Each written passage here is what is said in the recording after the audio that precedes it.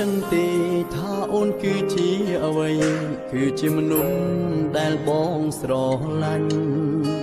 ហើយស្រឡាញ់បំផុតនៅក្នុងមួយជីវិតបងសងខឹមអូនជួយថែដងហាមស្នេហ៍បងប្រាប់ឲ្យហើយថ្ងៃក្រោយហាមអូនដូរចិត្តព្រោះជីវិតបងបញ្ញាទុំនឹងស្រីបើគ្មានអូនជីវិតក៏គ្មានន័យច្បាំងរីងរៃព្រោះរងចាំថ្ងៃស្លាប់មិនចង់លីពីងថាបែក៏មិនចង់ឃ្លាតចេញពីស្រី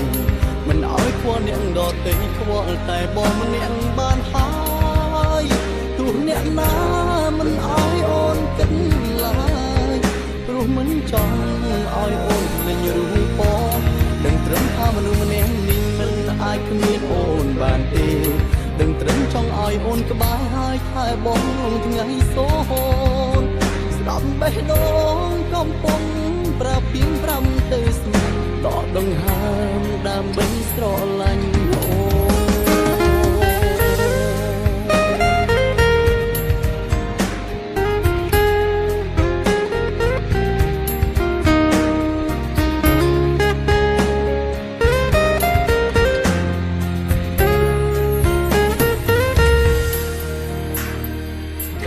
ដឹងទេថាអូនគឺជាអ្វី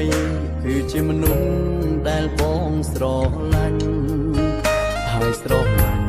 បំផុតនៅក្នុងមួយជីវិតបងសងខឹមអូនជួយថែដងហាមស្នេហ៍បងប្រាប់ឲ្យហើយថ្ងៃក្រោយហាមអូនដូរចិត្តព្រោះជីវិតបងបញ្ញាទុំនឹងស្រី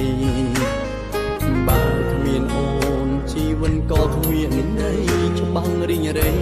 ព្រោះរងចាំថ្ងៃស្លាប់មិនចង់លីពីងថាបែក៏មិនចង់ឃ្លាតចេញពីស្រីមិនឲ្យខ្វល់អ្នកដទៃខ្វល់តែបងម្នាក់បានហើយ